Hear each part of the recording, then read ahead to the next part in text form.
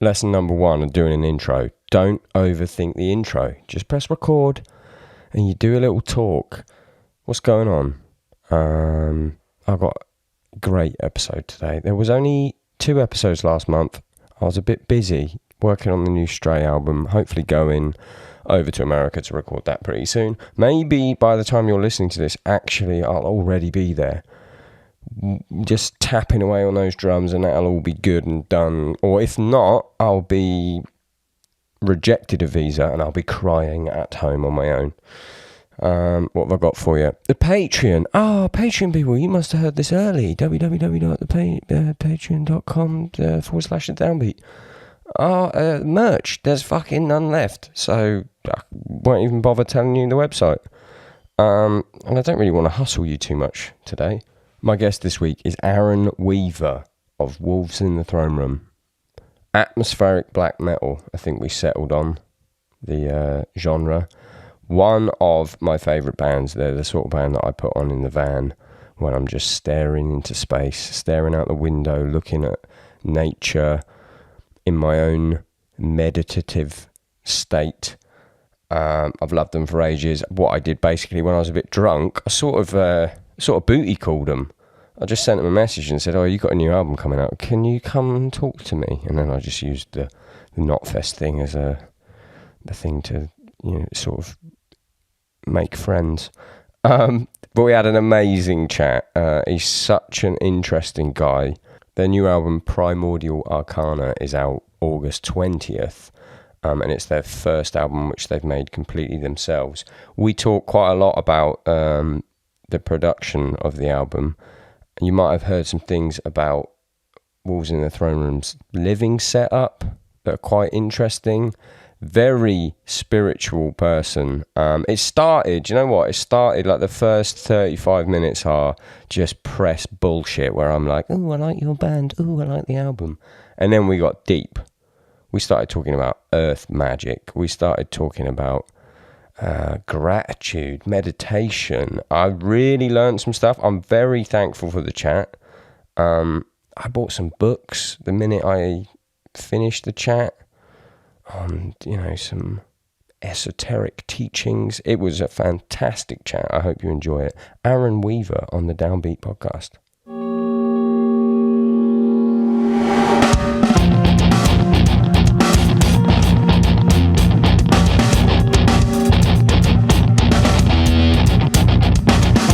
Now, don't take this the wrong way, but I am so surprised at the technological attention to detail that you're already showing me, given the raw sound of Wolves in the Throne Room.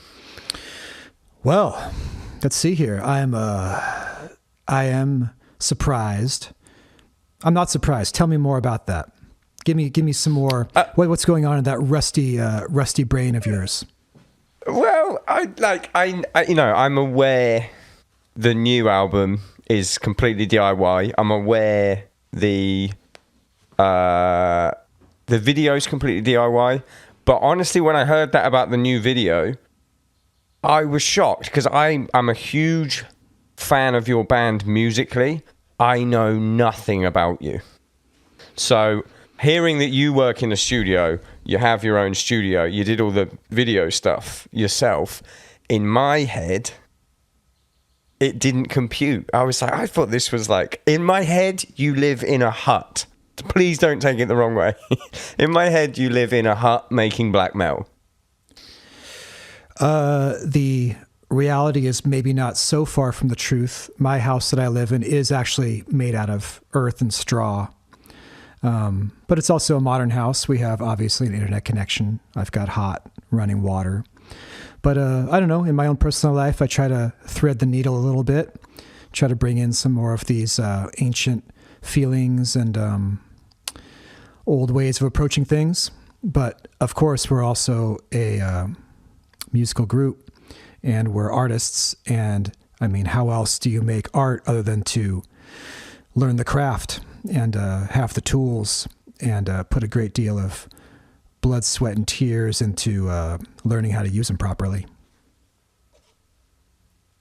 Amazing. Yeah, so I was half right because I remember, I swear, I got into Wolves in the Throne Room on Two Hunters, where there was a guitarist in my band, was like, you got to check this band out, and I liked black metal, and he was like, you got to check this band out, and I put it on, and I was just like, Jesus, blown away. And I remember reading something about you living in like a closed community, or like something out on the outskirts of what people would consider a normal sort of town, if you know what I mean. Is that made up? Is that an urban myth? Oh, it's a bit of a mythology around that. Yeah, we don't like to focus on that too much because, yeah, there was a lot of mythologizing that went on around us as individuals. And, for us, that's not the story. Like, the story is the energy and the music. And, but at the same time, I understand it. I did the same thing about the second wave Norwegian black metal bands, imagining, who are these beasts? Who are these magicians and wizards who can make these bizarre sounds that are touching my soul and my consciousness so deeply? And yeah, I think like anything, it's a bit of both.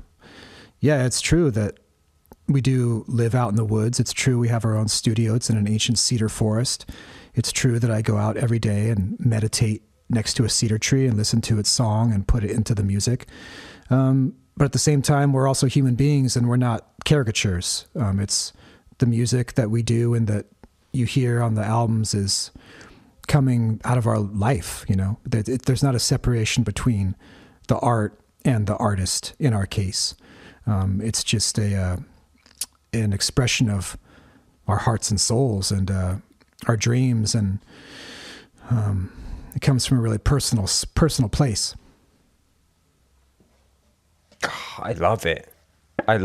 Even just, we don't know if people don't know, people who usually listen to the podcast, it's mostly, for the most part, it's people who I've toured with, people who are in the same sort of genre as me, and very rarely I get someone in a band who I genuinely want to know more about. And I think the only other one that springs to mind is Johannes from Cult of Luna. I don't know if you've toured with those guys or you know those guys, but that was another guy that I had on and just had so much that I wanted to dig into his brain about. So I'm going to try and not punish you too hard about that. But already you're fulfilling what I have in my head for you. We might have met. We played a small venue in Lyon in a separate room from you guys. You guys were on tour as well, and I came to see your show. And I can't remember. I think I met a couple of you, came and saw your show, but that was it. It was a very brief passing. And I'm glad to have you on the show so I can just know a little bit more about this new album coming out. That's basically all it is. I was like, I want to know about this new album. Let's get him on. It's a pleasure, Craig. Yeah, man, I appreciate talking to people, especially outside of our own little world, because that's something that I oftentimes think about, is that we are quite isolated as individuals and as artists, living in a small town, living on the outskirts of a small town, and spending the majority of our time over the past 24 months in a very monastic existence of visioning up this new record and recording it and going through the fucking journey that it takes to make a record. I mean, you know how it goes. And so, yeah, I really am looking forward to this time now that I'm getting out there to talk to people about it, to hear people's perspective. That's always something that I enjoy because, I'm so inwardly focused and just completely obsessed with every detail of the music and, just in my own mind with it. I really always enjoy hearing what other people have to say. Okay, so let's first set the scene for some people who don't know who Wolves in the Throne Room are, and then I'm going to get into asking you some stuff. because there's some things that I need to clear up as well. As I said, I have almost no idea about yourself, and it's your brother, the main, the two that started the band. Your brothers, correct, Nathan? Yeah, that's correct. Yeah, we've been there since the beginning, and it's kind of a bit of a running joke. Maybe there's always been a third member that has come and gone. I don't think it's necessarily a very pleasant or easy experience working with the two of us sometimes. But starting with this album, our dear, not blood brother, but spiritual brother, Cody, has been fully initiated into the cult. And so this is Primordial Arcana is the first record where he was there all through every step of the process, from just the very first conceptual, sort of wisps of concepts emerging through the writing process, all the way through the mixing and the mastering.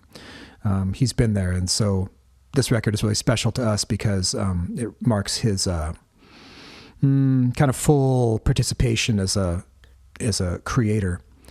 And I think you really hear it in the record when you compare it to Two Hunters or Thrice Woven, for instance. So, if obviously he's been a massive part of making the album, what is his specific, like, if you were to call it, like, his role? Is he a guitarist by trade, or is he? Because obviously you're a drummer, but I'm sure when I saw you live, you weren't playing the drums. Let's see. No, I'm the drums, man. That's what I do. And in the studio, I do a lot. In the studio, I play the keyboards and play guitar, and I write songs on the guitar. But live, that's me back there on the kit. Cody, yeah, he's the lead. If you want to look at the liner notes, you want to look at it through that lens, yeah, Cody, lead guitar. And he does vocals too, like on the record, the low growls, that's Cody. Okay. If you hear like and a guitar, your brother, yeah, and Nathan, rhythm guitar, some of the leads, and all the lead vocals. But I had in my head, for some reason, I had that you played drums on the records, and then you switched to guitar live. I don't know where I got that from. It was very hard to see who was back at the drums as well because of all the smoke and insanely cool stage setup. Well, there was a time when my son was young that I had retired from the road for I guess I took a sabbatical for a bunch of reasons. I just needed a break from touring, and my soul was a little wrung out just from going so hard for so many years. And so for a lot of the touring for the Thrice Woven era, my young apprentice, Trevor DeShriver, was filling in on drums. And I stayed home. I think that's when it was. It could have been, yeah. And so that's why it was definitely on the album. You might have said, wait a minute, why does Aaron look about 15 years younger and have much shorter hair? Yeah, the short hair, that's what it was. Yeah, there was no way it was you. There was no way. Right, okay, I'm not crazy. You're not crazy at all. Sometimes you got to do that. I had to do it, man.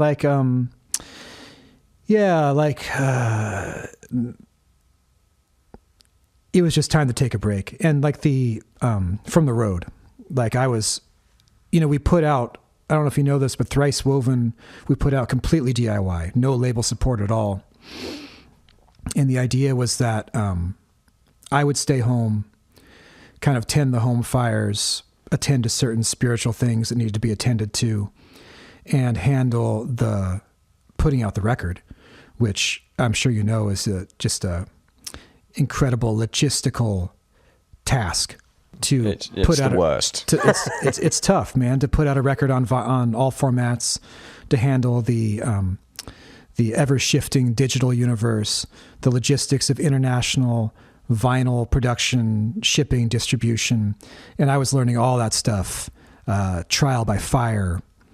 So that's where I was when Trevor was filling in on the drum throne, having all that fun. I was deep in the trenches of being initiated into the role as label boss, And that's the main reason why Century Media and Relapse Records will be handling the physical and digital distribution of Primordial Arcana, because I learned the business, and I learned that that's not where I want to put my chi, my energy. It will burn you out.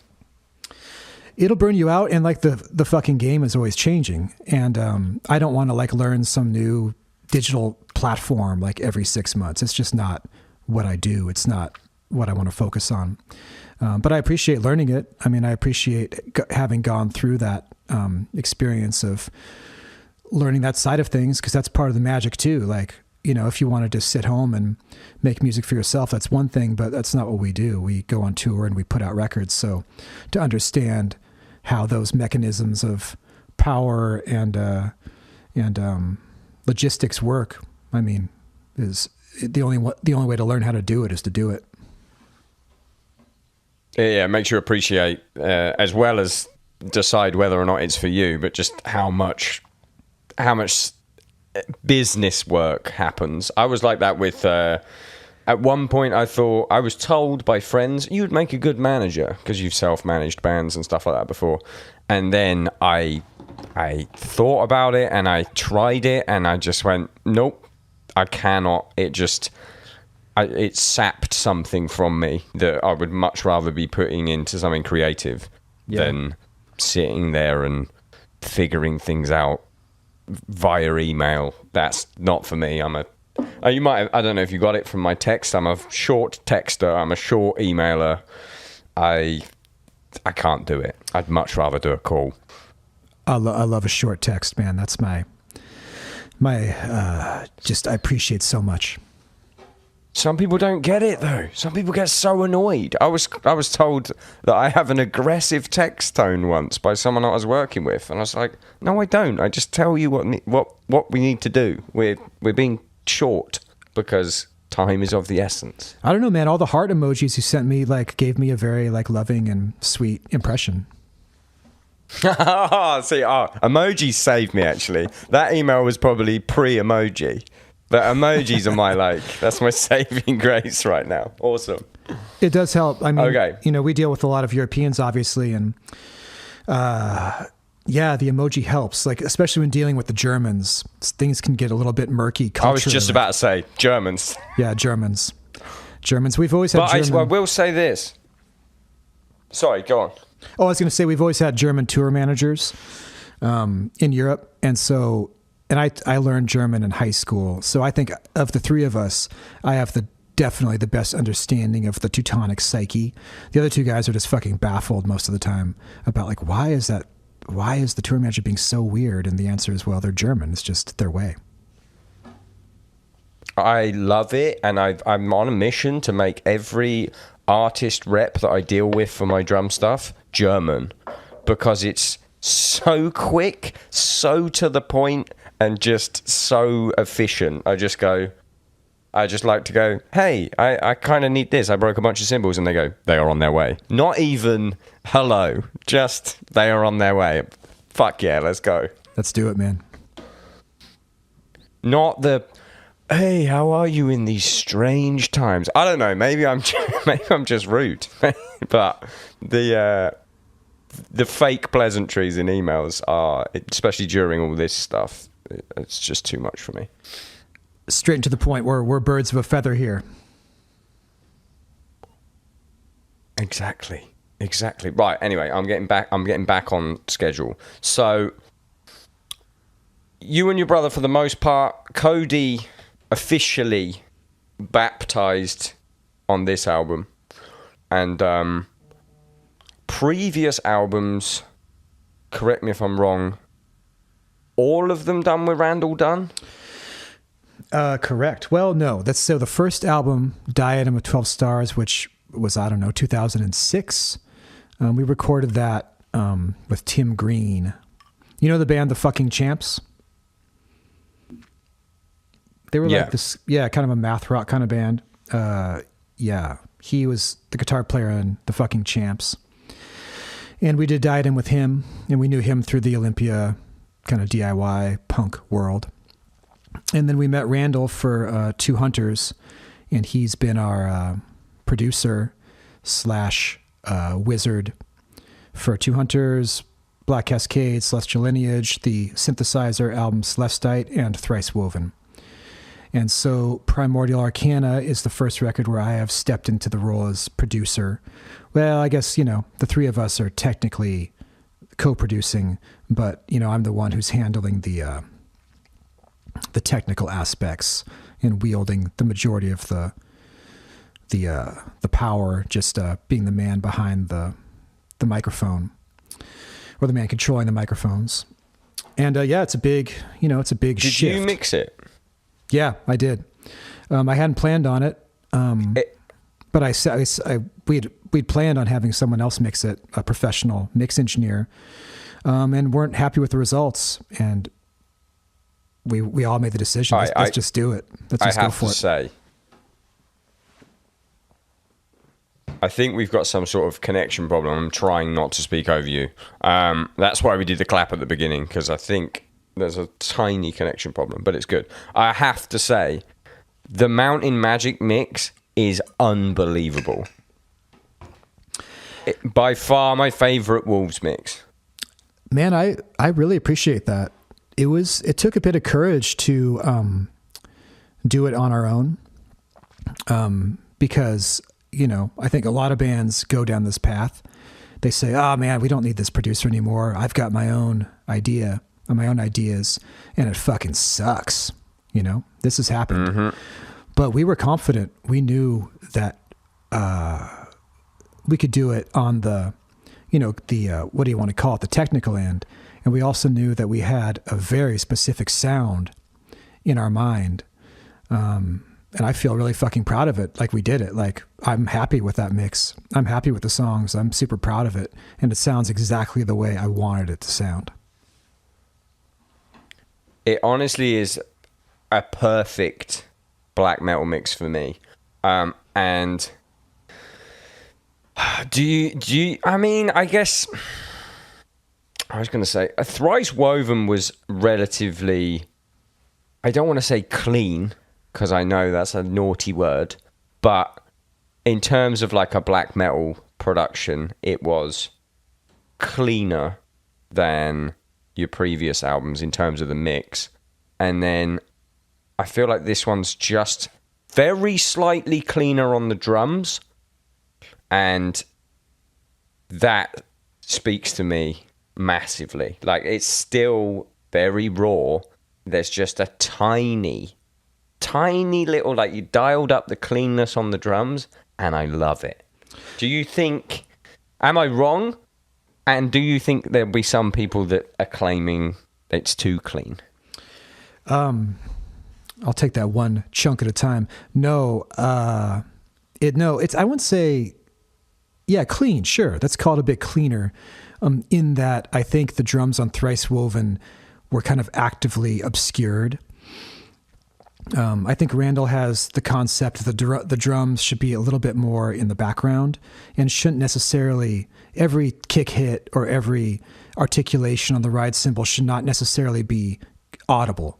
It's just kind of like a vibe in the background, kind of mushing together with the guitars to create a monolithic experience. And that's cool. I love that approach.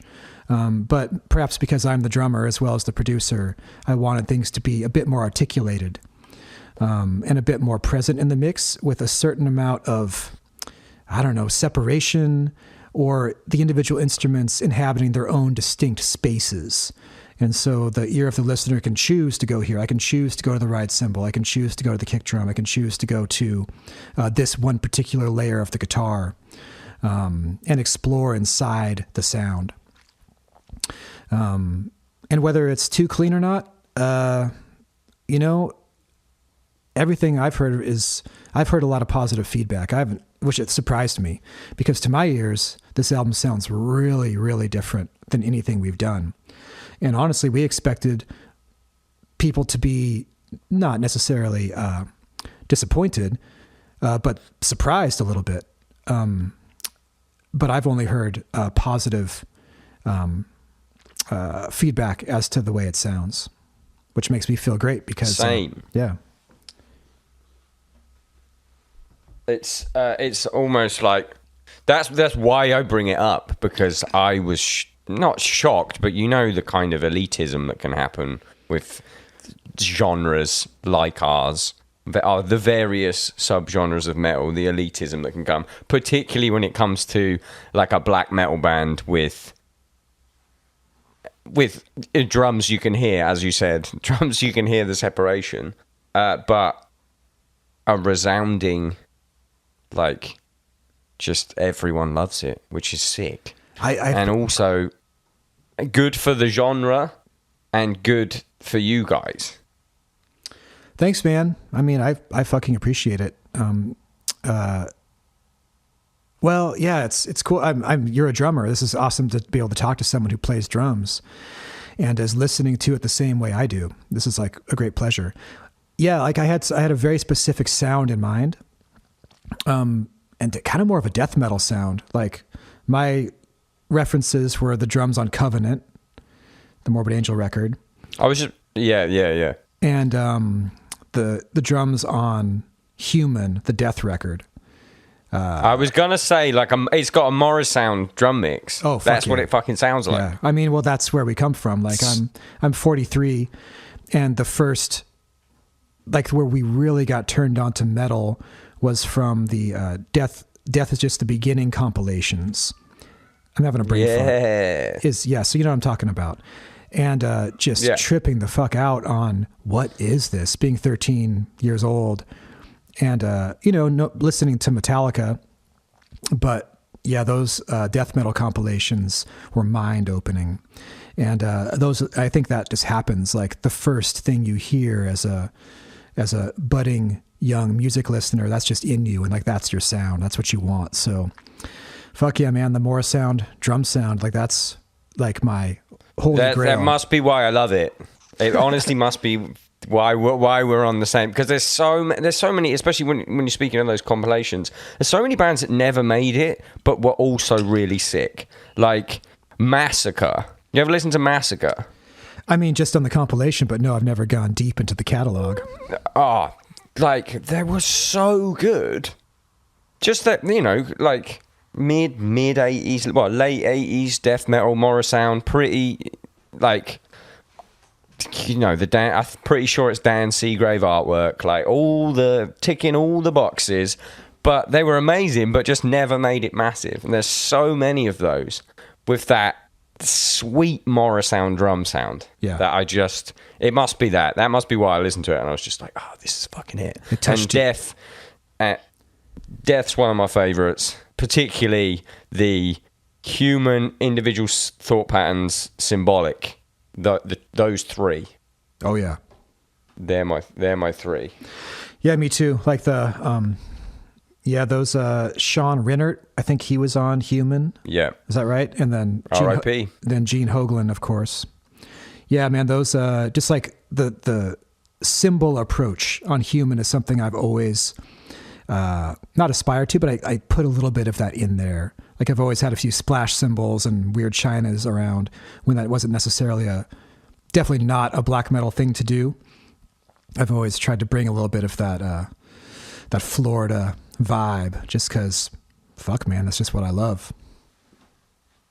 Yeah, I noticed that in your playing, there's always like, there'll be a section on the ride cymbal, and then towards the end of the section, you go, what I like to call, the technical term is beyond me, but tinkles on the ride, like towards the end of the ride section. You'll be going along, and then there'll be like a little bar of tinkles going on. Yeah, love it. That's the human sound. A lot of tinkles. Yeah, two ride cymbals. I don't think I use two ride cymbals for a lot of the tracking for Primordial Arcana. Cool. And I use two ride cymbals live too sometimes, which is very much a Gene Hoglan thing. Yeah, and he absolutely crushes with that. Do you wear boots? There's the real question. Do you wear boots live? The feet, the foot technique, an ever evolving journey. Nowadays, nothing. Straight up barefoot, no socks. I started doing that on Thrice Woven. Before that, Sometimes I would wear boots. Yep. Sometimes, kind of like a boxing shoe kind of thing, like a Pete Commando Sandoval style. But recently I've been, just nothing, just like foot on metal. Do you find that, do you get any, this is just me asking you a question that I want to know and my listeners probably don't give a fuck about. Do you find endurance is an issue with your feet, especially with your songs being gigantically long and there's big sections of double bass? My feet personally absolutely suck. And halfway through a tour, I'll just go shit for about a week. That's a good question.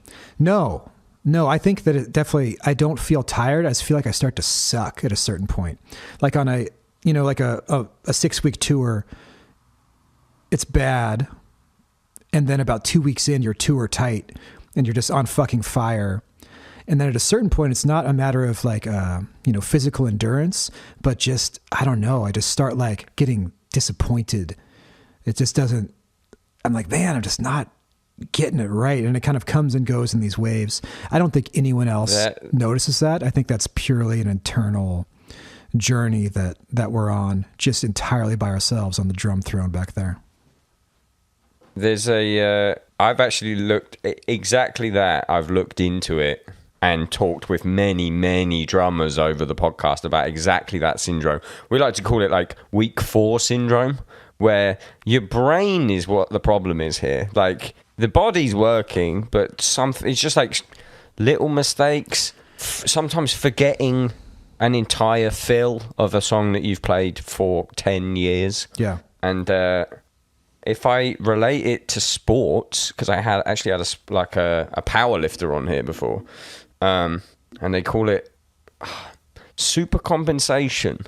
It's what happens when you do the same thing over and over again. To a point, it starts having diminishing returns, and you get worse and worse, even though you're performing the same task. And then you take a little bit of time away from it, and then your body overcompensates. No one really knows what happens in the brain or whatever. Your body overcompensates, and then you come back better than before. If only we could have a week break 3 weeks into a tour. Wouldn't that be nice? Well, that's not the way it works, as you well know. Absolutely not. That's interesting, man. Yeah, it's definitely a mind game. It's the mind-body game, and I have a special relationship to it because my favorite drummer is Elvin Jones. Oh, yeah. I mean, that's like what I'm going for, like in terms of the spirituality of it and bringing a feeling with the drums. And it's very non-technical. Like I've never practiced. I've never like learned anything. It's just pure feeling. And I like to improvise. Like I have a really hard time playing the same thing every night. Drives the bass player fucking bonkers. But like all the drums you hear on the record is first takes.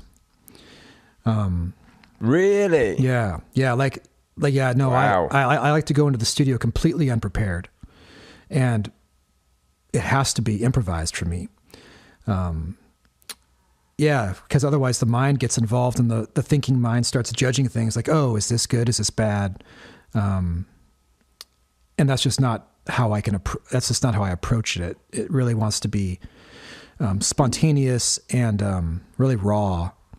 And then of course I have the problem of having to then repeat to capture the lightning in a bottle and then repeat it. So now you have to learn it.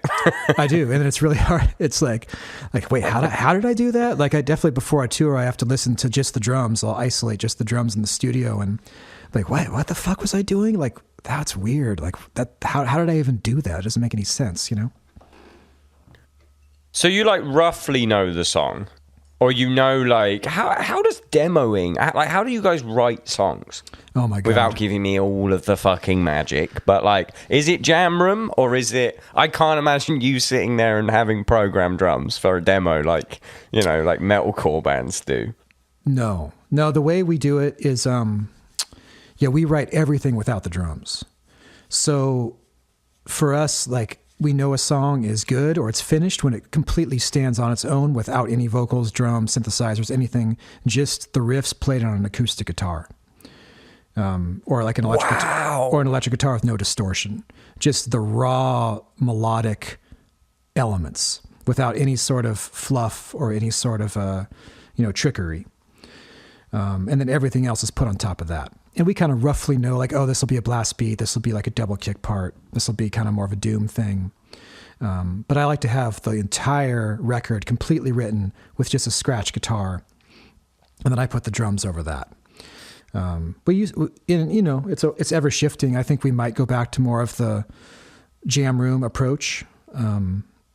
But for the last couple records, that's just not, it didn't work. Like we tried to do a jam room approach to songwriting for this record, and we're just like, fuck, this is not the way it works. Like we want this to be way more fine-tuned, way more meticulous, way more thought out. But I could see shifting that. I think the next record we get into, I want to be come more out of the three of us playing together. And a lot of that has to do with Cody being fully in the group now, because we kind of had to develop this approach to writing because it was just me and Nathan. And a lot of the riffs don't make sense unless there's two guitar players working together. And now we have that as a possibility. Lot of harmonies. Exactly, yeah. Right, so because I don't have the album, so that's one thing. Usually, good to know. I'll poke around and be like, give me this album. I want to talk before we like move off to some other stuff that I want to just pick around in your brain about. The artwork, is that you? Is that like, I can't figure out if it's a painting or a photo. It is a photograph. So yeah, we made the artwork. It was a collaboration with a photographer, a local metalhead magician. And we contributed all of the items that you see on the altar, which are all things that come from our personal lives and our personal spiritual practices. And we arranged it together, and then Amjad Fowler, the photographer, took the photo. And yeah, it does have a painting vibe because that's kind of he's a still life photographer, and he's definitely influenced by Renaissance still lives, like old masters, old Dutch masters, and also medieval religious iconography. So yeah, I appreciate that it's hard to tell, that it kind of looks like it could be either one. Yeah, I love it. It's like the video for Mountain Magic, I remember reading that you guys supplied all of the costumes and all of the props and everything. Is just, what is that, stuff that you made or stuff that you use for stuff? I mean, some of it is things that's just from our lives. It's just things from our own personal spiritual practices. All the costumes I made, actually, I'm in I call it the creature shop right now, which is, it's pretty funny if you could see where I'm sitting. It's just surrounded by all these masks that are half made and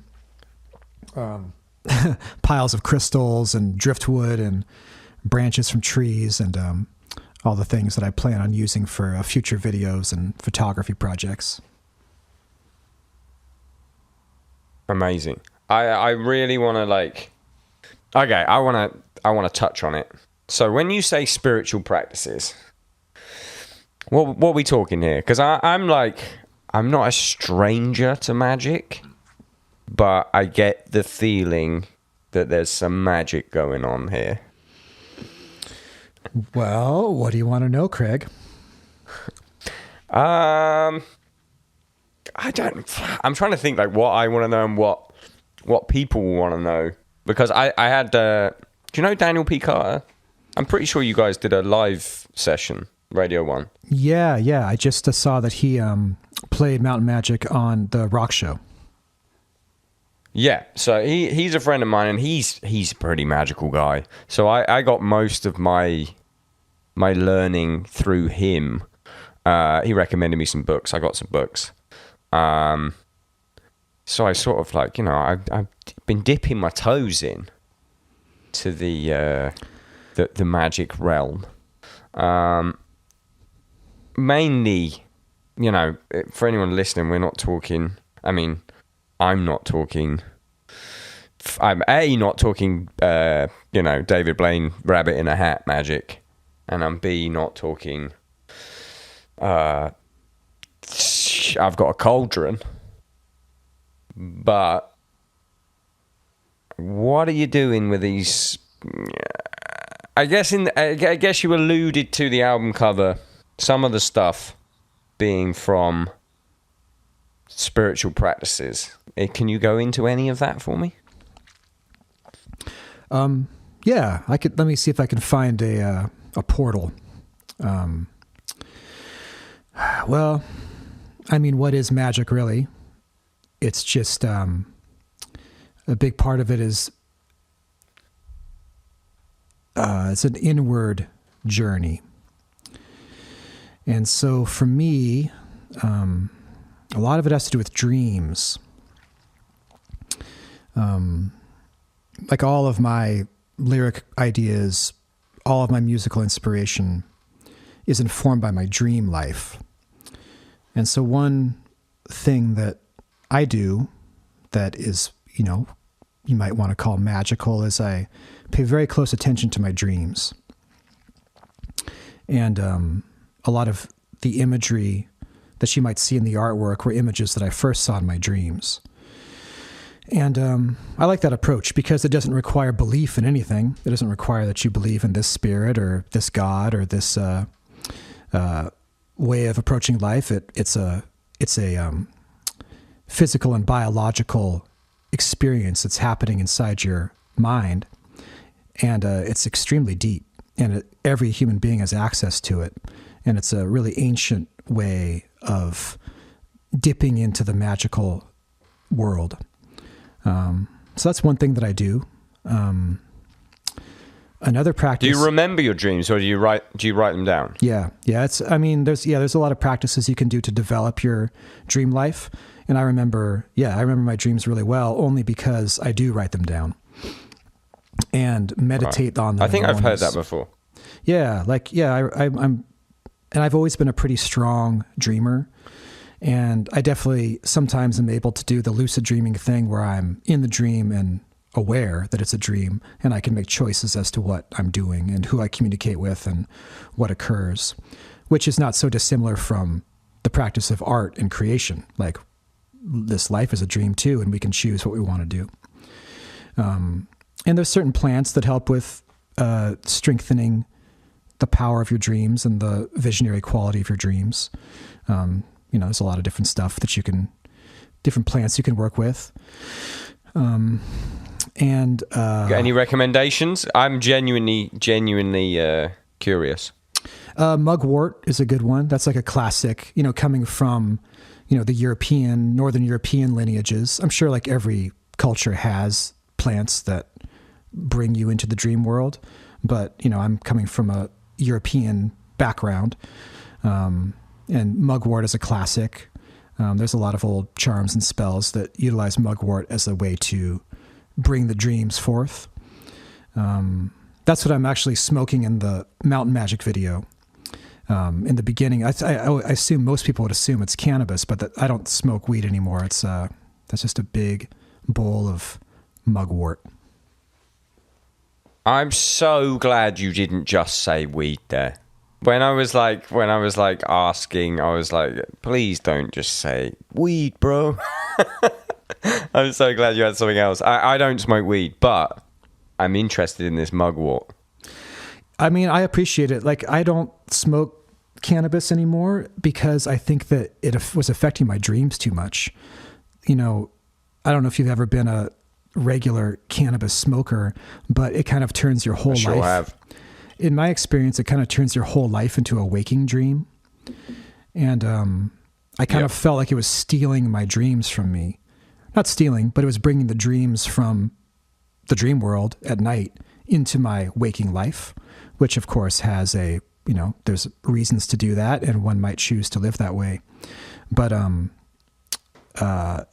it was just time to come have maybe a gentler approach, because I consider cannabis to be an extremely strong plant.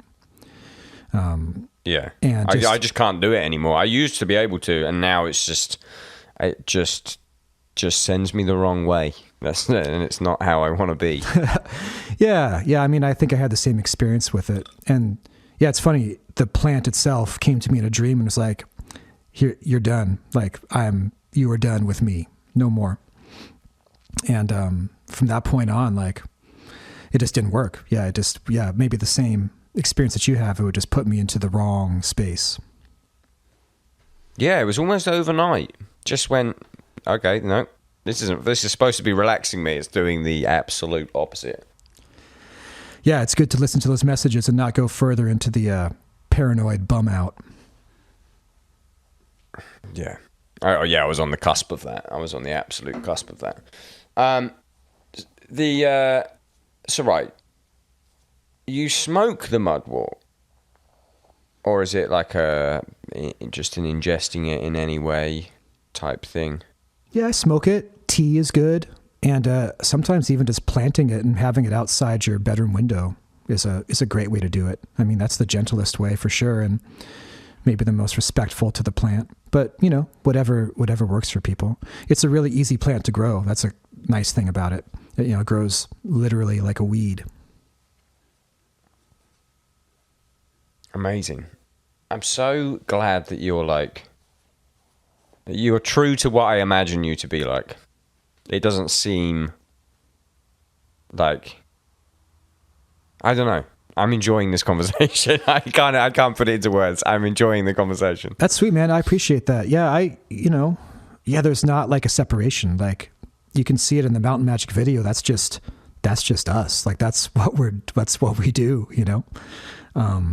It might be, a little bit more cloaked in some costuming and the aesthetic, because that's so important to us, creating an atmosphere and an aesthetic that's beyond just us as regular human beings. But it's pretty raw as to what our lives are, or at least our artistic lives, or this one aspect of our lives. It's honest. I mean, that's something. Yeah, it seems super sincere. Yeah, for sure. When I saw the live show, unfortunately you weren't there. So it was missing a certain bit of magic, but sometimes when you see a band with a theatrical stage show, I don't want to say theatrical like fucking Kiss, like you didn't have flamethrowers or anything, but you had the big drum and the endless amount of fog, branches, nature on the stage, but it didn't seem contrived.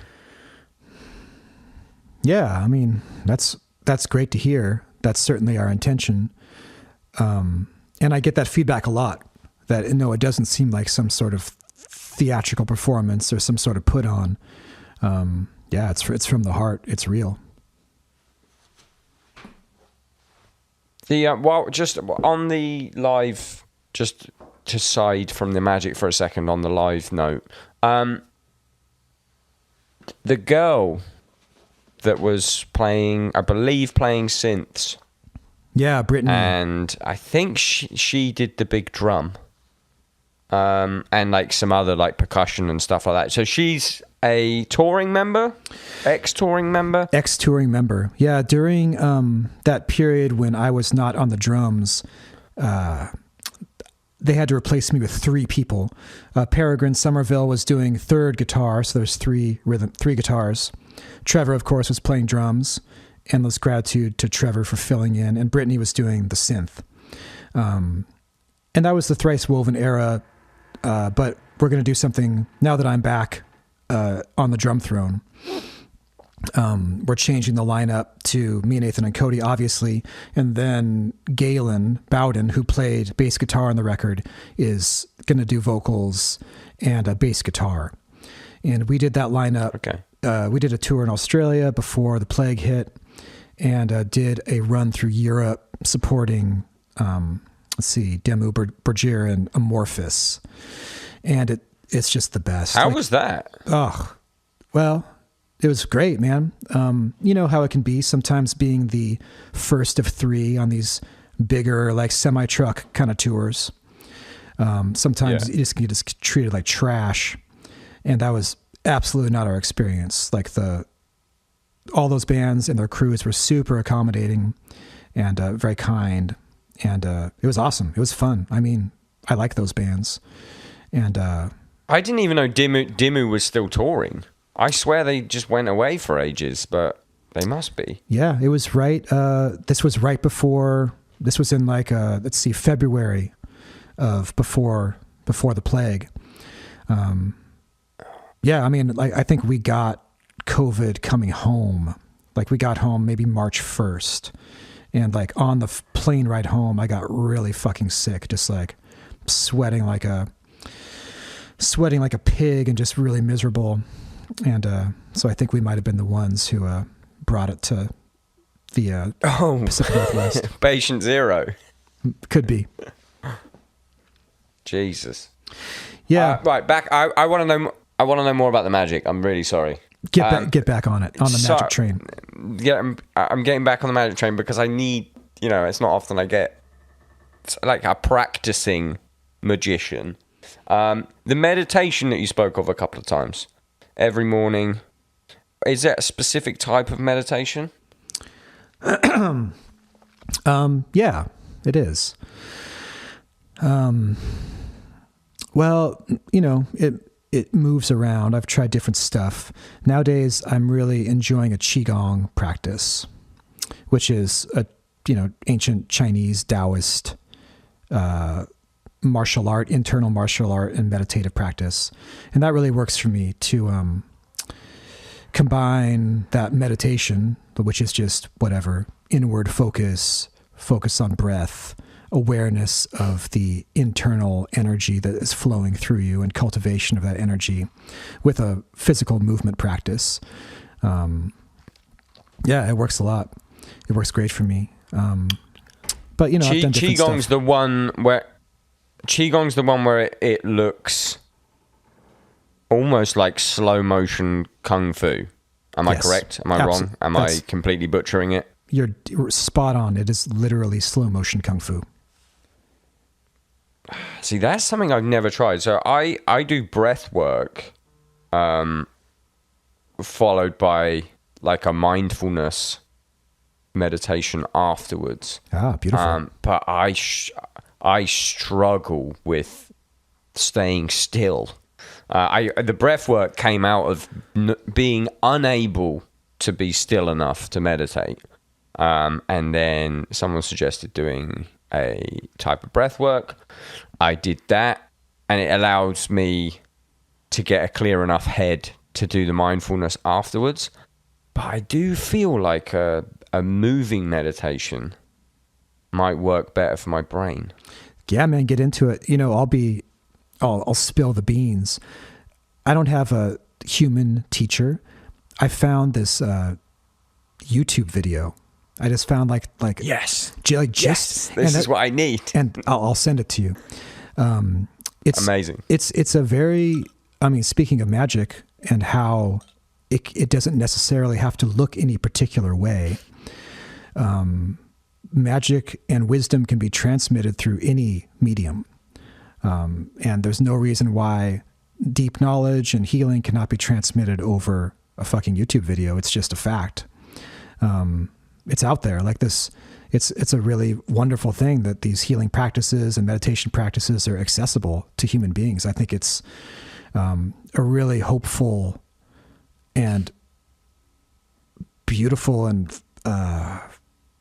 it's the hope that we have in a world that sometimes feels very chaotic and teetering on the brink of destruction. I think within that chaos and madness, there's a seed of possibility for healing and for life to continue on this planet.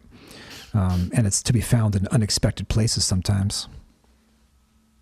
Oh, if I hadn't have found the breathwork thing, during the lockdowns and everything last year, there is no way I would be alive. Like, that was Wow. a YouTube video that someone sent me and was just like, I know you're having a shit time, do this breathing thing. It was the Wim Hof breathing method, and then I add that to a mindfulness meditation that I was trying to do for ages before that. But I cannot even put into words just how much that changed my life. It was like there was a constant tinnitus that was life, I guess. And then the first time I did it, I had like the weirdest, like, it felt like I died. Almost like I was on drugs. And then the static, the tinnitus just disappeared and was gone for the rest of the day. And I was like in the most insane peace. And then the next day, I don't think I did it the next day. I felt pretty overwhelmed maybe 4 or 5 days later at something else. And I was like, I'll do the meditation again. And the same thing happened. Just the for want of a better word, the static in my brain just disappeared. And then now it's a relatively regular thing. I'll be honest, the last week or so maybe I've been too busy, and that I can feel it. I feel more pent up, less slept terribly last night, and I know it's because I'm not putting the work in. Yeah, man, it's real. I think about that sometimes, that over this past year, how many millions of people perhaps are being turned on to a practice like the one you experienced, just through necessity, because the only other option is misery or mental illness, spiritual sickness. Yeah, I'm very curious to see what the world turns into, because so many people are changing their consciousness through these practices. I feel great. I'm hopeful about it. It's really exciting for me. I like that you're hopeful about it, because already, like, or maybe I spend too much time on the internet, but already I'm seeing like subscription-based yoga and subscription-based mindfulness and all this stuff.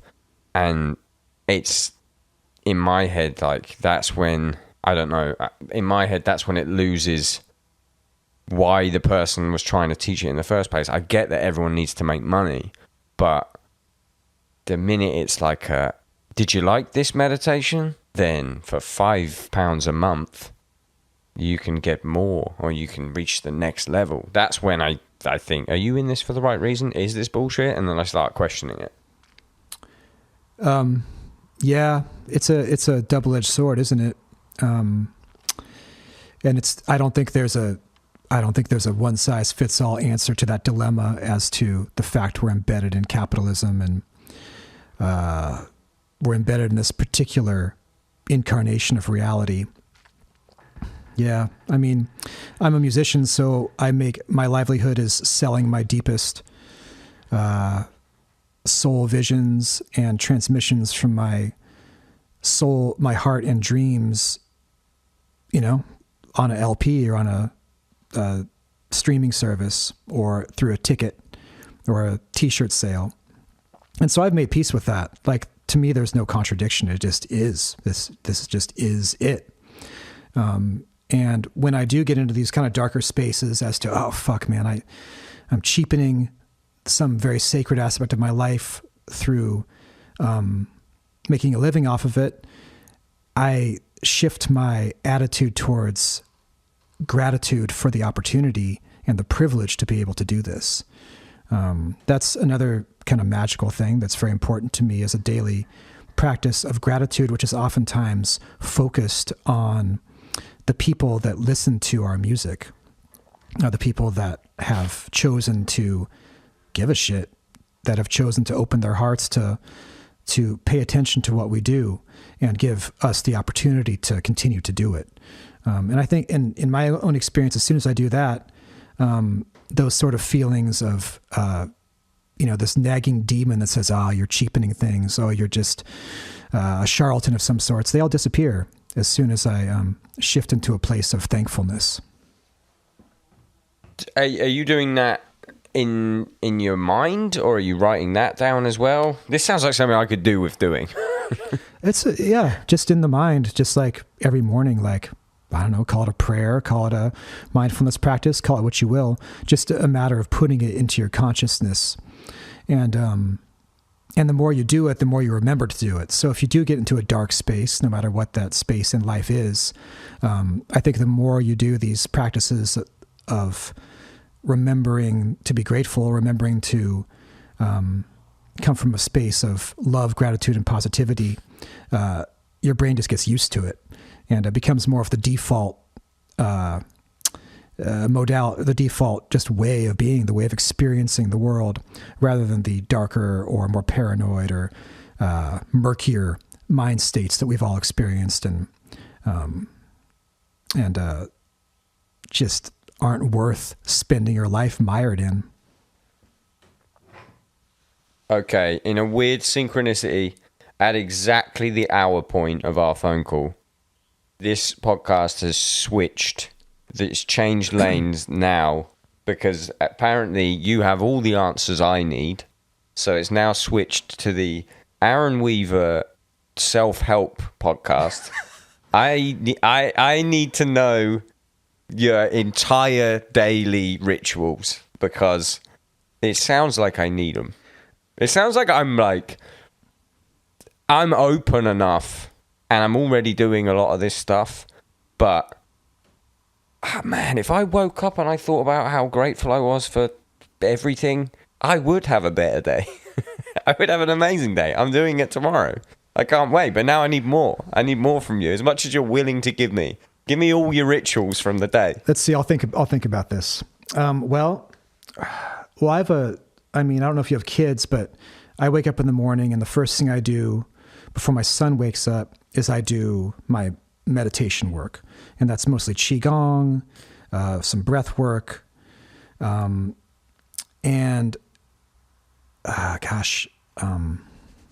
this is outside? No, inside, because my son Hawthorne is still asleep. So I just go to another space in the house and set aside time purely for me. And it's actually very self-centered. Like I'm not thinking about anyone else other than nurturing my own heart, my own body and soul. And I think my theory is that if I go out into the world with my cup full, I'm just going to be able to give more and be more present to the people around me. I find I'm a much better father when I take that time for myself in the morning. And then I usually have a morning with Hawthorne. I make him breakfast every morning when I'm not on the road. And we do our reading lessons together. And and I don't know, do you have kids? I do not know. Okay, so, the deepest, it's just a fucking trip because you have to be present. You have to be fully present with a child. Otherwise they'll freak. Otherwise they'll be pissed. Like these children are just these little meditation masters, especially when they're little, before their ego mind becomes a little more dominant in their psyche. And if you're not fully present with them in that space, they get mad, If you're thinking about, I have this email to send later on today, like, I should be preparing for this podcast. I've got this idea for a song.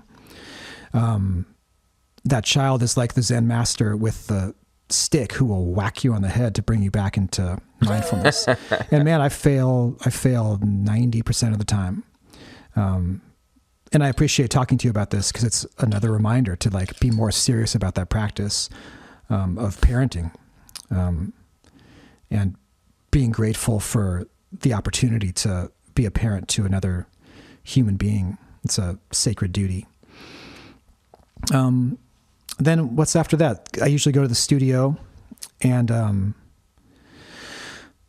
it's a mixed, it's like you said, a big part of the music world is the just the business side of it, just sending the necessary email, like making sure that the tour is going to happen, all these sort of logistical things.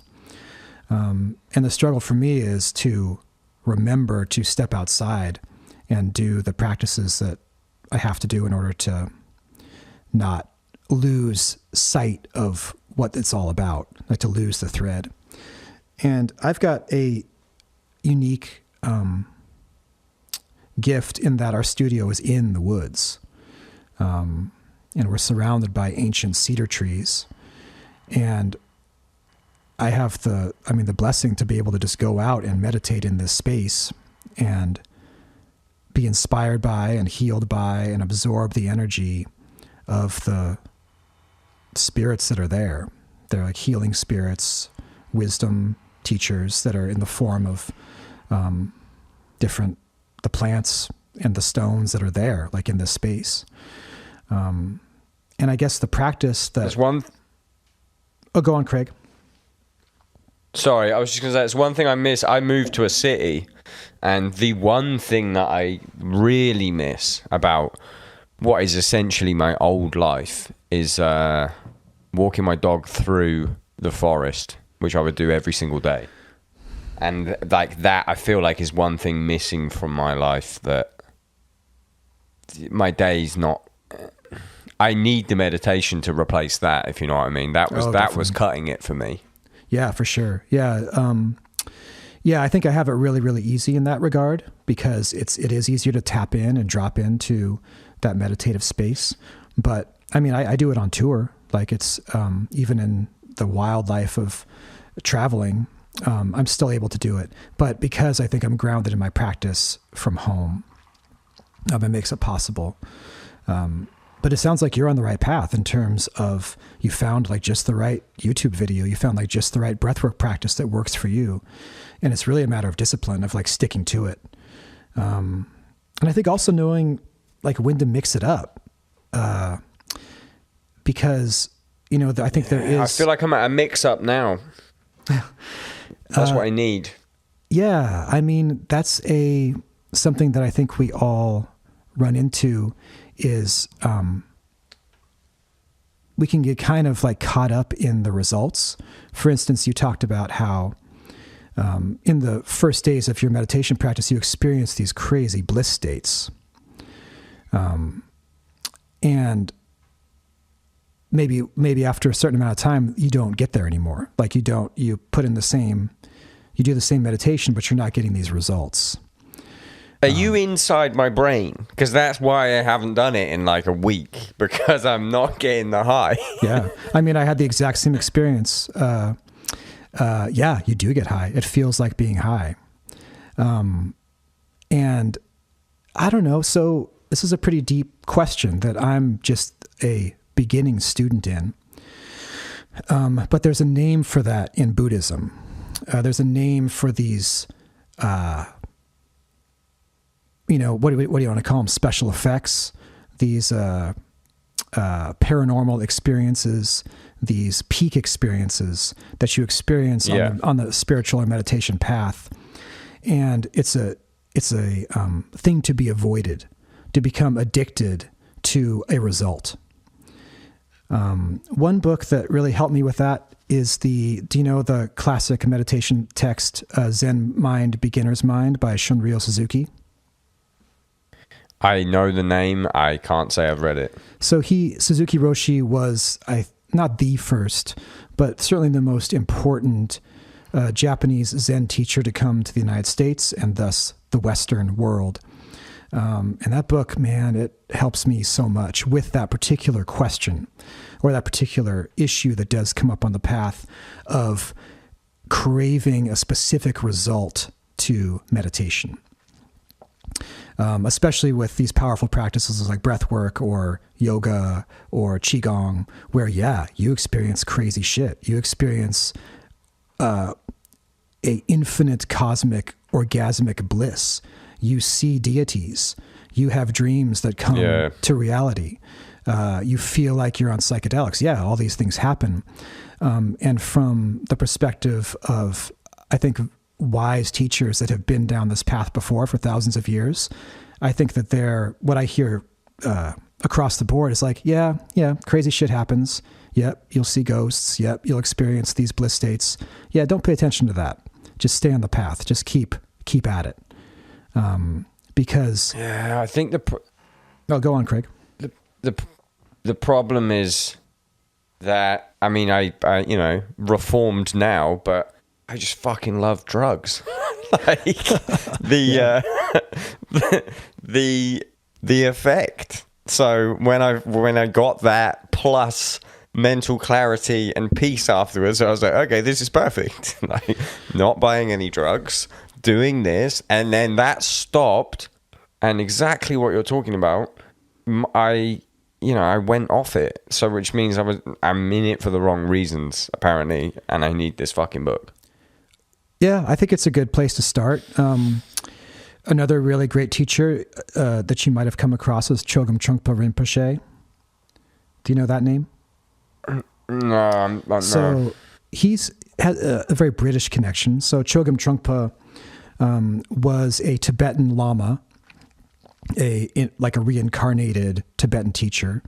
And partially, I don't know every detail of the history, but of course, the Tibetan spiritual leaders were forced out of Tibet because of Chinese invasion. He ended up in the UK, and when he was in the UK, decided to get rid of his, traditional Tibetan robes and start dressing in a Western suit and start teaching Western people Tibetan yoga, Tibetan Buddhist meditation. He ended up moving to the United States and founding Naropa University, which is still there. It's in Boulder, Colorado. And that is the source of Tibetan Buddhism, and thus mindfulness, all the meditation stuff that you hear about, people trying to charge you £5 a month, all of that comes from this particular lineage of Chogyam Trungpa. And maybe a few other teachers, Ram Dass, who wrote Be Here Now in the late 60s. He's another wisdom stream that's coming from India and certain teachers there. But they all knew each other. They were all like buddies, like all of the Westerners who studied under these handful of teachers. They were all hippies, like coming down off their acid trip, who were looking for the next step. They realized that it's not tenable to just take LSD every day. And there's human beings who have been doing this for thousands of years and have come up against these same problems. So why not listen to them? So that's my roundabout way of saying that Chogyam Trungpa, I think, is a really wonderful teacher to listen to, because he is just brutal in terms of his like languaging around it, in terms of saying, yeah, crazy shit is going to happen. You can make a diamond appear out of thin air. You can fly through the air. Fuck all that. None of that is important. The important thing is the practice. And yes, you will suffer. Yes, you'll experience bliss one day and agony the next. Yes, you will suffer and die. This is the path. This is being a human. This is why we are in this incarnation. So that's. I just got chills. I just got chills from you saying that. It's just. I mean, it's just Chogyam Trungpa. I mean, he was a very interesting, very complicated, imperfect teacher. And aren't we all? Is he the guy that was in like trouble, like I want to say like womanizing or something? Am I thinking about the same, or am I thinking about? Is it the same guy? I don't know what the. Yeah, I might be thinking about someone else. No, definitely. He famous womanizer, alcoholic. He died of cirrhosis of the liver. He would deliver his Dharma lectures, like his wisdom lectures, to his students, shit-faced drunk on gin, or sake. So you're telling me that I can still drink and I can do this? I can do this meditation. Now you're talking to me. Doesn't work for me. But I think. No, I'm joking. Oh, I mean, it's a totally relevant question. I think that's I think it's not a closed. The debate's not closed on that. I think that it's always in flux, and there's no one thing you can point to and be like, that is it. It's always unfolding. And what I hear again and again from different teachers or wise people that I've encountered, whether it's through like a face-to-face connection or whether it's through reading a book or watching the YouTube video or catching a glimmer of it on a podcast, is that it's the commitment to the practice that is the magic. It's the commitment to the practice that allows you to live a more fully human life and not get sidetracked on ego trips or sidetracked by chasing after bliss states or sidetracked by whatever, Both. I'm very guilty of both. Oh, me too. No, I said earlier, I was barely holding it together over here, but going back to a gratitude practice, that's something that can't go wrong. Like nothing bad will ever come of that. To just remember, whether it's through, maybe you have an altar in your bedroom that has whatever these triggers are, whatever these, maybe a physical manifestation to draw you back into the practice. Maybe whatever, it could be anything. It could be a picture of grandma. It could be a special stone that you got when you were really feeling connected to the earth and to the love of Mother Earth when you were walking on the beach, whatever it is. Keep that in your room and touch into it on a daily basis. Make a commitment to sit at the altar for 5 minutes every day and just be in that heart-oriented space and see what happens. It's as easy as that. And it's no silver bullet. Like, it's not going to be like you start doing this and all of a sudden your life is perfection. Quite the opposite. You will continue to live exactly the same imperfect human life, shot through with agony and pain and failure and confusion. And maybe the one thing that changes, or at least I've begun to see a glimpse of the change in my own life, which is purely a result of age, just like going through it, is a sense of acceptance and gratitude for whatever occurs. And maybe that judgmental mind that says, my meditation sucked today because I didn't get into this bliss state. It's much easier to say, I meditated today and this occurred, and not have a sense of judgment about whether or not it was a good meditation or a bad meditation. It's beyond that. It's just, today I did my practice. And even beyond that, today I didn't do my practice. And there we are. And here we are right now in this moment. Yeah, acceptance is a big one that I really, it sounds like an insane thing to say as a 34-year-old human. I only really got into allowing acceptance of a situation when I started, delving into the meditation type thing. It all came out of a period of insomnia, and during all of the discovery about stuff like this, the acceptance. I read something on acceptance and I was like, wow, I really have never just tried accepting that this is the situation. And the minute I did that, about I can't remember, I was in bed and I couldn't sleep. On maybe day 5 or 6 of terrible night's sleep, insomnia. And I just accepted it and felt it there and then, just okay, I'm just going to lie here. It's fine. And then I fucking fell asleep. It was insane. It is insane. And you see the trap there, right? What's the trap? Well, then I look for it and I try and do it again. Exactly. Yeah. If I accept it, then this will happen. And of course, now that happens afterwards. Yeah. Here we are. That's the ego doing its thing. And that's the thing, right? And I've tried all the shortcuts for ego death, right? Tried them all, and I just can't do them. There's too much ego in my brain for any transcendental psychedelic trip, with assistance to happen because my ego won't let it, and I end up just having the worst trips on earth.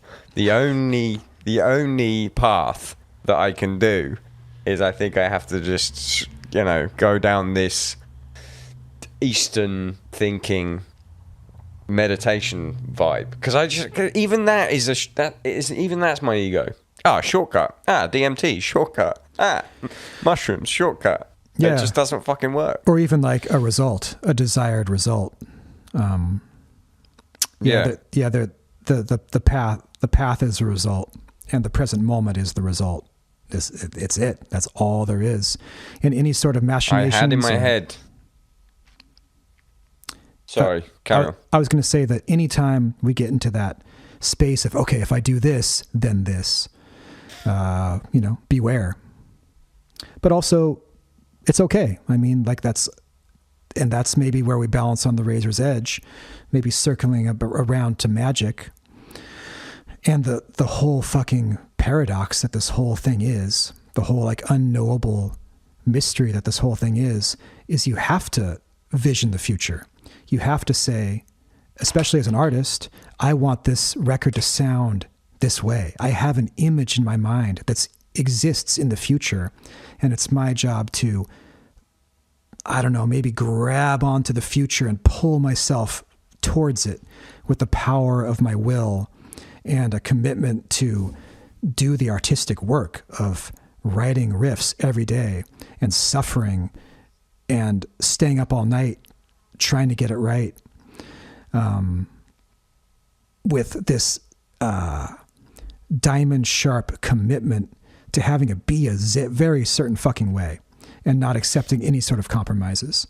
And of course there's a huge contradiction of paradox there, isn't it? Of this will and vision to create a piece of art that I know exactly what I want it to be on one hand, and on the other hand, a complete acceptance of whatever is in the present moment. And how do you hold those two contradictory things at the same time? Well, that's the mystery, isn't it? That's the fucking mystery of human existence. And I think that the only way that I've found to reconcile those two things is not try to think about it too hard and just accept it. Accept it, and gratitude, and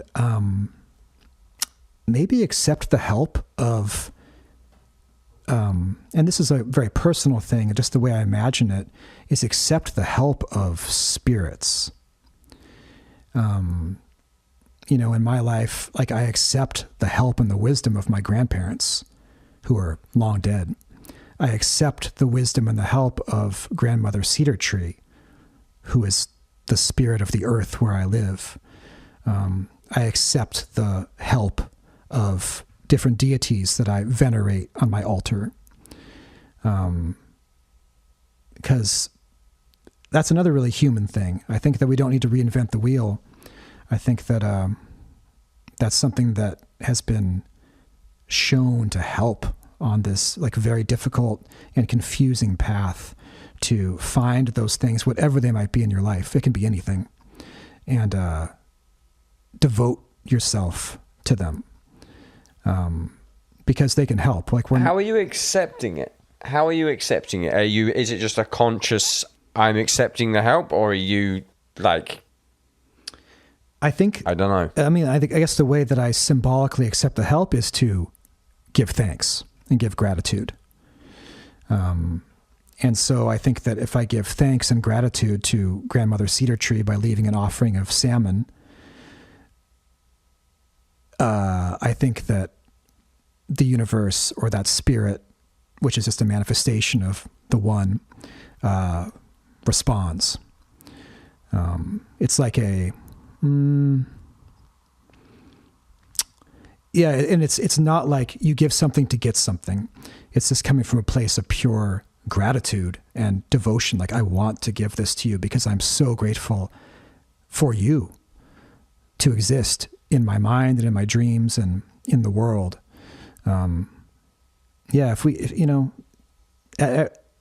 Since I've found those things in my life that give me that and give me that support, things just feel a lot easier than when I felt very much on my own, just like me and my ego mind, my thinking mind, just trying to like fucking bang it out, trying to grind through life. It's felt easier since I've been able to allow spirit to take some of the load. So would you say you're religious? Is there a religion here? Yes, but I would not say that to anyone else because, it's a really loaded term and has a lot of negative connotations. Yeah, I didn't mean. The minute I said it, I meant you. You know what I meant, but I didn't mean like. So you're a Christian. Definitely. So you're this. Yeah, there is an acceptance of a God, but perhaps not in the sense of any known religion. I mean, that's how I personally feel of. I think there is something we don't know. But not a guy with a beard. Well, I'll say this. Maybe I'm a follower of a religion that is just now being born, and it doesn't have a name. Nice. I feel like I needed to speak to you today. How weird is that? Because the Zen mind, beginner's mind, the stuff about. You almost came from nowhere with that chasing the high thing. That's literally what I'm going through right now. I drunk DM'd you when I saw Wolves had a new song out, and I was like, "Oh, I want to talk to him." And here we are. Here we are, dude. Yeah, I appreciate it's. I mean, it's odd for me to carry on about these sort of things because I haven't really talked about this sort of thing before in this sort of detail, but it feels easy, like it feels like comfortable to talk to you, and I appreciate that. Yeah, man, and if anything, it gives me an opportunity to. Be more deep in my own gratitude for the path that I've been on. Like, I've had hard times. Like I've had dark times in my soul, in my psyche. And I just know that I've been helped. Like I know that I've been helped by teachers, by elders, by friends, by my peers who have also experienced darkness and pain, psychological, physical, and we just can lift each other up. And this is my opportunity to give a fucking shout out to those people who like helped me so much in my darkest times, my dark night of the soul.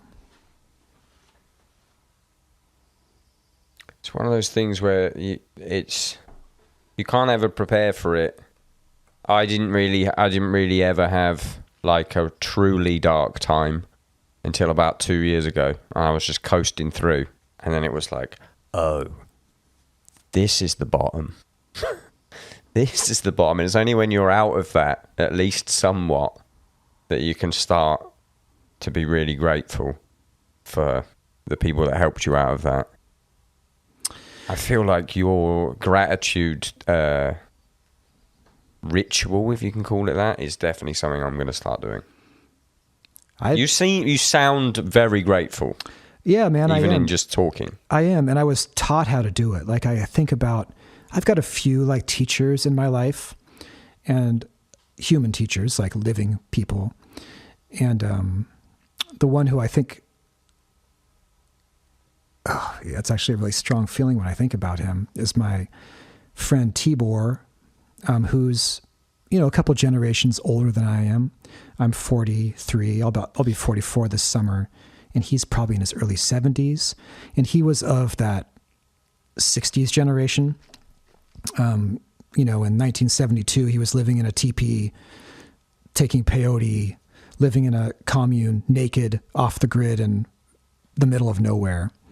And he was part of that generation who was, I don't know, like opening up this sense of spirituality. As we were shifting out of a very patriarchal, war-oriented consciousness into a much more something new, something different. And one of the things that he taught me is this practice of gratitude.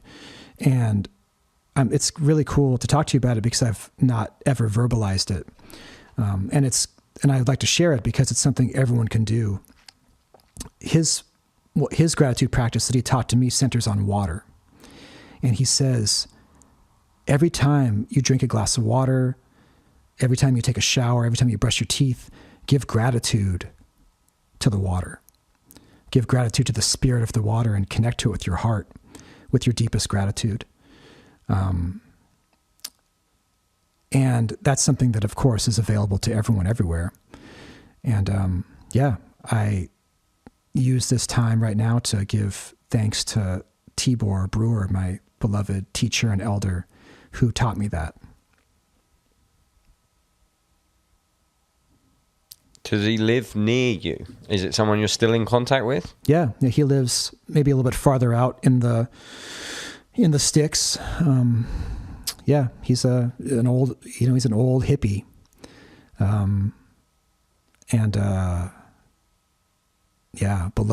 Beloved teacher and friend for sure. See, this is what, people that listen to the podcast know I very rarely get someone on when they're on an album cycle or a press cycle because I hate it. I hate press. I hate being considered press. I hate anything being considered an interview. The whole concept of the podcast is interesting people. But it just so happens in our genre, the vast spread of our genre, you got to get people when they're on a press cycle. So if you listen back to the first 40 minutes of this conversation was press, and then we hit what the Downbeat podcast is after that. And that's ironically what makes it great press, because people don't want to fucking know. The drummers probably want to know, or like massive Wolves in the Throne Room fans want to know about the way the album was recorded. But your randoms, your normal people, want to know if you're sincere to the music. What's the deal with magic? Do you know what I mean? Like the deeper thing. I've liked your band for, over 13 years and not known any of this stuff. Now I'm grateful that other people can. No, I was going to say have the shortcut, but we don't want the shortcut, do we? Oh, do you know what I mean? Take the shortcut. It's hard enough without the shortcut. I'm grateful that people can listen to this and get a real insight into some of Wolves in the Throne Room without having to guess. Do you know what I mean? Yeah, man. I like podcasts. And I don't listen to music ever, ever, but I do listen to podcasts. And I appreciate the form because, you do have the opportunity to really connect heart to heart with someone through voice. I've gotten a lot of wisdom from podcasts, and it's a trip. You don't listen to any music? Zero music? No, I mean, a little bit here or there, but I don't put on music when I'm doing the dishes or whatever. Especially, maybe I will now that Primordial Arcana is in the can. I might find a few records that I get really into, but I mean, we've been writing and recording for the past 24 months. And I don't listen to anything else when I'm in that creative zone because I don't want to, I just want to keep it just in my own mind, my own creative space and not absorb too much. I absorbed enough death metal compilations in my early teens to last me for the rest of my life. But I don't know. I am feeling a phase coming on when I am excited about checking out some other artists. I heard a record I liked yesterday, or a song. Lorna Shore. Wow, you really did not. I wasn't expecting that. Yeah, I mean, I like deathcore. I like the because it's just so alien to me. And I guess I appreciate any band that I feel like is doing a good job at something. And I was like, man, that's not my genre. That's not my culture. But it sounds good. It's good. Good job. I mean, I had a deathcore session at the gym today, actually. Just the nastiest, most aggressive music that I could find. Bands that I hadn't even heard of that just, I went through like a Spotify deathcore playlist. Really enjoyed it. But that shocks me. Like what I usually do at the end of the podcast is I ask someone for their top 5 artists of all time. Oh, and I was going to not do it. I could do it. I was going to not do it. Okay, good. Okay, so hit me. Just top 5 artists of all time.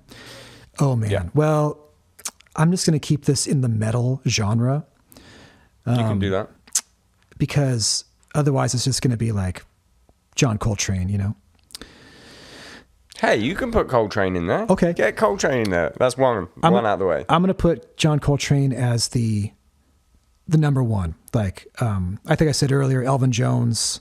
I saw Elvin Jones play when I was like maybe 18, and he's a Buddhist. He's a meditator, and he was giving a blessing and a transmission through his ride cymbal, and that vibration is like still in me.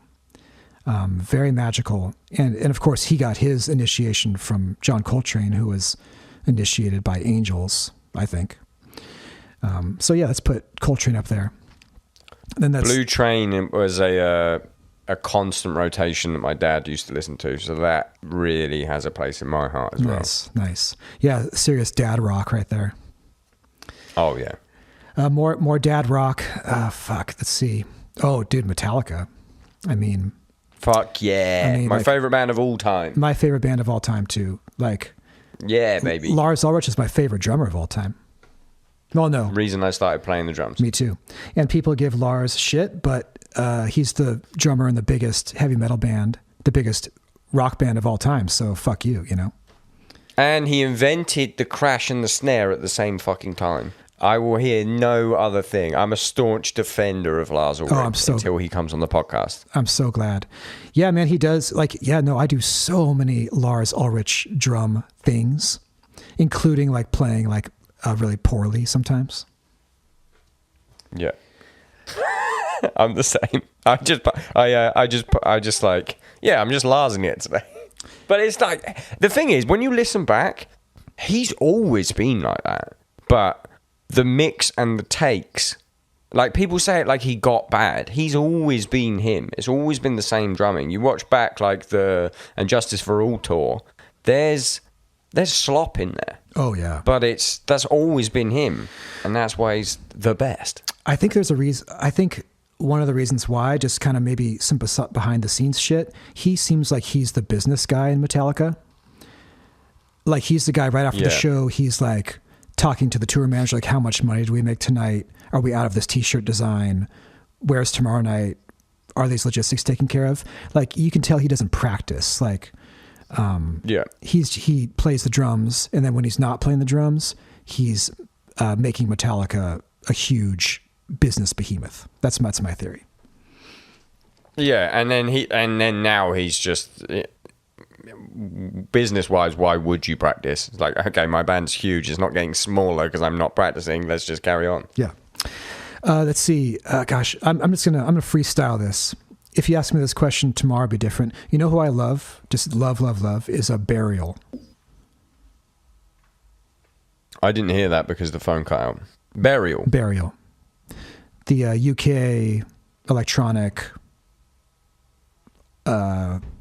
genre defying. Yeah, the guy. The one guy. Yeah. I love Burial. Like, as soon as I put on Burial, it's just like fucking the waterworks start. I think he's like just touches my heart in this very like super sweet way. So I love Burial. Interesting. Yeah. Oh God, I love it. Tons of like my production stuff comes from Burial. A certain approach to the synthy stuff, and a certain like very subtle like approach to the sonic aesthetic. Burial is one of my teachers there. What else? How about Sepultura?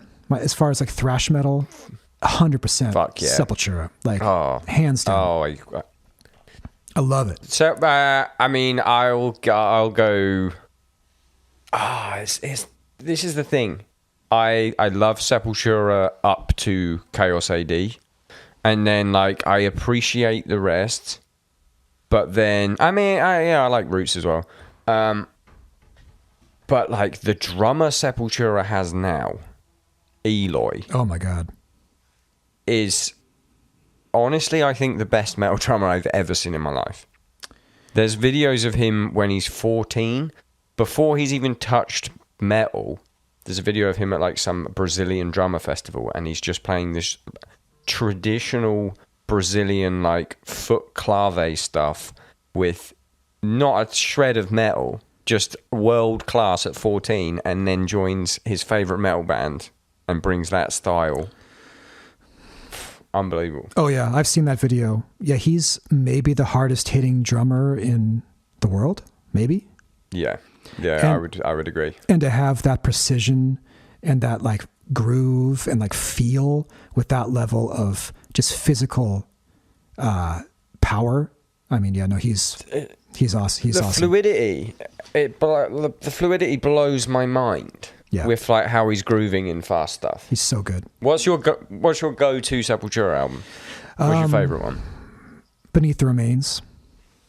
Fuck yeah. Yeah, Beneath and Arise, those two together is my shit. But I love KSID and Roots too, because I heard that when I was a kid, and I can get down with some Jonathan Davis rap. Like a little. I'm not gonna lie, man. I like Korn. I think they're good. I think they have some good songs. I can agree. I think they have some good songs. You're only surprising me here. I'm only surprised. You're preaching. You're preaching to the gospel here. I know. I'm gonna go down my list some more. What about this is greatest artist of all time? Or just I mean, just what you. I now just want to know what you're into, because you're throwing Lorna Shore and Korn and Burial out there. I'm like, go on, give me some more wild shit. Okay, well, something that I wouldn't think. I'll do something that's just right in the wheelhouse. Let's say Ulver. Yeah, that's what I thought you were going to say for number one. And specifically Bergtat, their first record. Yeah. I mean, when it was still like the relatively black metal. Yeah. Yeah, that record's just like got a really special place in my heart, because that's a record that is so like purely evoking the landscape. And so that's my template. Like you listen to that record and you close your eyes, you're in Norway. You're in the mountains north of Bergen. And so that's a record I learned a lot from, about how to channel those nature spirits and how to take the feeling of a place and put it into music, for sure. One more. Let me think here for a second. Oh, I'm sorry. Before I forget. Go on. What's funny to just go full circle about dreams. And what you said about the sort of, being transported somewhere with music. There's a joke in my band where the times in the van when I'm sleeping like a fucking baby, I'm notoriously bad at sleeping, but there will be times when people will clock that I'm sleeping like a baby in the van, and they can just hear a wall of blast beats from my headphones, and it's 9 times out of 10 Wolves in the Throne Room, and I have incredible dreams, and I wake up. It's my go-to like sleeping albums are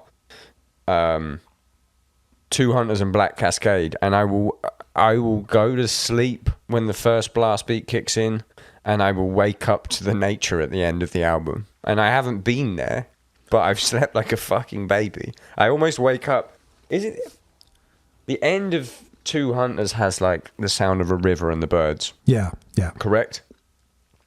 And I will fall asleep once the first blast beat comes in on the second song, and I will wake up at that point at the end. It's the strangest fucking thing. It's my go-to van sleep album. Sounds like a very relaxing and trippy nap. Yeah, but you made it. How weird's that? You made it, and you're citing over of like somewhere that just takes you to a place with that like enveloping sound. But you're doing that too, man. Yeah, I did that. Yeah, man. Two Hunters, Nathan and I were just talking yesterday. I just did a interview with Decibel magazine, which is the last big print, I think the only print heavy music magazine left in the States, and a retrospective on Two Hunters. And so I had to go back down memory lane and really connect with where I was in my life when that record was being recorded. And I listened to the record for the first time in years, and I was like, man, that's fucking good. Like, there's something in there. It's top 10 for me. It's a top 10 album of all time for me. That's high praise. Yeah, it's good. Or at least, even if you don't like it, it's something, it's something that doesn't sound like something else. It's its own entity. It's my gateway drug for getting other people into black metal as well. Yeah. It's the one that I give them. Nice.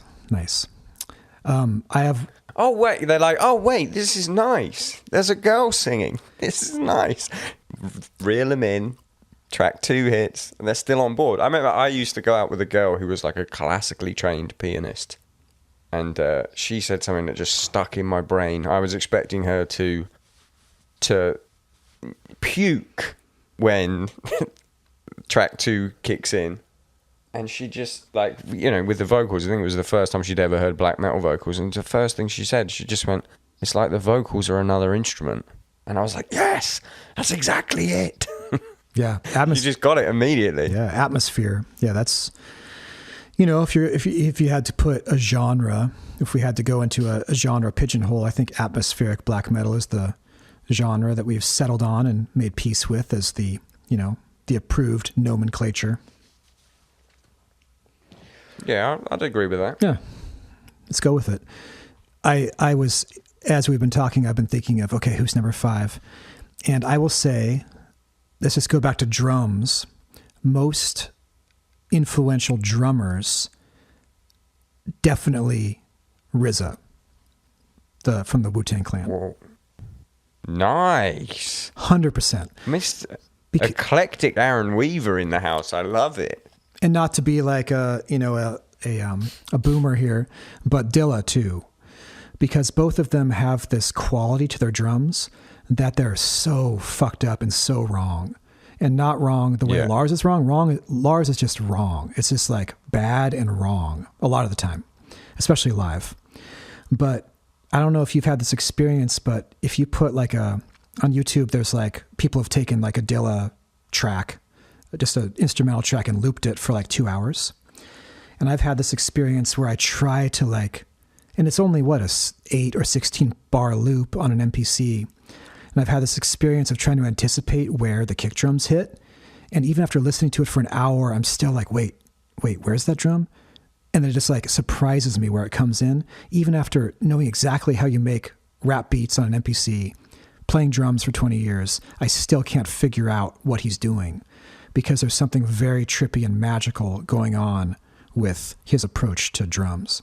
And RZA has the same thing. Like, if you listen to the beats, they're not right. They don't make any sense. But they move your body and heart in like this really powerful way. Yeah, like the pocket where the one is blurred. Yeah. It just has an insane groove about it. That's why I don't think, like, even with technology and everything, you can't program that. It has to be, it can be a digital sample, Someone needs to play that. You can't. The space between 0 and 1 is so infinite that it needs to come from a human. You can't just randomly. I'll just put the people have tried. I'll just put this slightly off the grid. Nope. Yeah, I'll put a randomizing algorithm on it. Yeah, not going to work. Always sounds bad. For sure. Aaron, I think this is an excellent place to leave it. I think I've learnt. I feel like I've had therapy. We've laughed, we've cried, we've done it all. Honestly, I love it. I hope, I know they will, but I've just... The only other time I've done it with someone who's like work I really appreciate, and I get the feeling that we'd have stuff in common and I want to know more about them, is Johannes from Cult of Luna. And the episode went very much like this. It went 30 to 40 minutes of pressy questions that I don't like asking and you don't like answering. And then it became a conversation that I am truly grateful for. I feel the same way, Craig. Yeah, this is kind of unexplored territory for me to be kind of delving into these spheres. And I appreciate the opportunity. It feels good. Once I get off this call, I'm going to do my Qigong practice and sit for about 30 minutes and do some breath work. Amazing. Maybe we can do a part 2 at some point. Once you've done all that, I'm going to go to sleep. But once you've done all that, if you can send me your file, and I will make the magic happen, and then we will just have a quick conversation tomorrow about when to release this. And I'll have a quick conversation with Knotfest on when to release this. But I imagine it'd be somewhere in the next 2 weeks, if that's okay with you. Sounds great to me. Amazing. All right, mate. You have a lovely day. Sleep well, Craig, and have good dreams. Take care, mate. Bye-bye. All right. Goodbye.